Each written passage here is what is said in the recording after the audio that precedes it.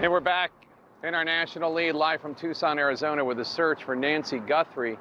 The mother of NBC News anchor Savannah Guthrie continues now into its 9th day. We're also today following some big developments in another tragic story, this having to do with the Epstein investigation. Today, Epstein's convicted accomplice, Ghislaine Maxwell, who is in prison, appeared virtually before the House Oversight Committee. She pleaded the Fifth, refusing to answer any questions because the answers would incriminate her. Here is what a Democrat, then a Republican lawmaker had to say about that deposition. What we did not get were any substantive answers to the questions that were asked that would advance our investigation, to help us learn who were the other men involved in these crimes, to help us learn who were the others who knew about these crimes. Her attorney said, Maxwell didn't say, her attorney said that she would answer questions if she were granted clemency by the president. Trump.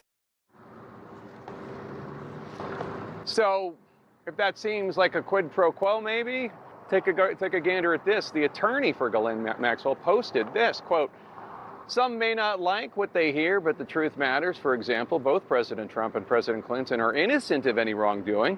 Ms. Maxwell alone can explain why, and the public is entitled to that explanation," unquote.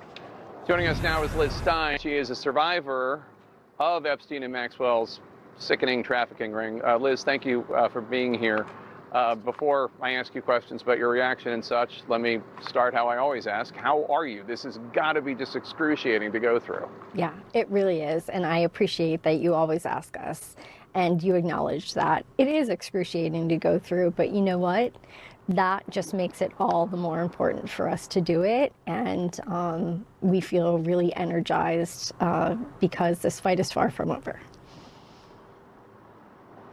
So what is your reaction to Ghislaine Maxwell saying she would only testify if she receives clemency from President Trump, and then her attorney also saying if she testifies, she's going to clear both Trump and Clinton?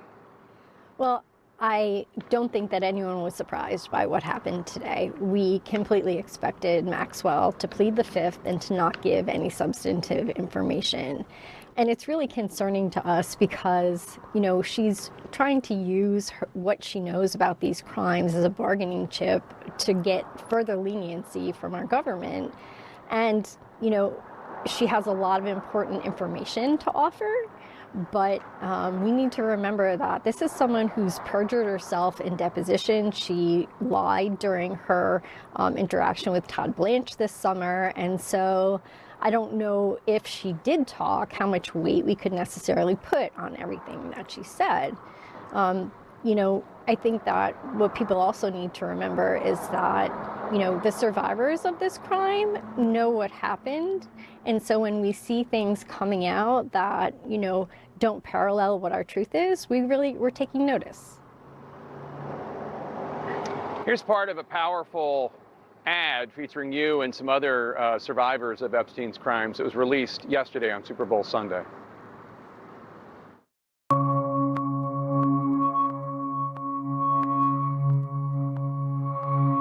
After years of being kept apart, we're standing together. Standing together. Because this girl deserves the truth. Because she deserves the truth. Because we all deserve the truth. So Pam Bondi's going to be before the House Judiciary Committee on Wednesday. What is your message to her and the Justice Department? Well, we're planning on being there on Wednesday, and we want to send a really clear message that despite our Department of Justice's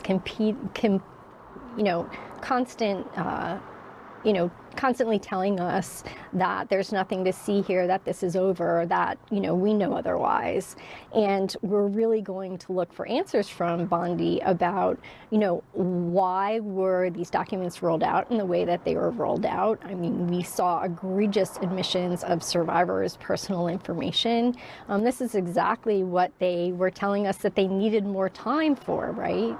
And I think that we really want to ask her hard questions about what was the procedure that went into the redactions, who oversaw them, and if they don't think that there's anything to see here, you know, I think every page that we look at, we see a lead that can be followed up on. So I really want to hear from her what she thinks next steps are beyond, you know, there's nothing to see here, because we're seeing that there's a lot to see.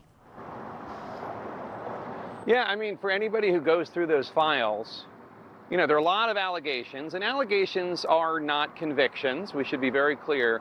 But there's even an FBI like graphic of like notable people who there are allegations about. And my question is, and you would have a better answer to this than anyone else, is there any indication that anyone in law enforcement took any of these allegations seriously and interviewed people?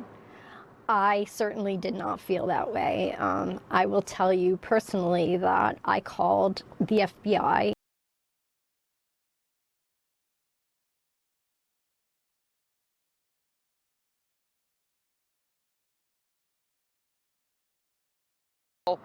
Before this, I spoke with Savannah Guthrie about her Christian faith and how her relationship with Jesus Christ has comforted her in difficult times.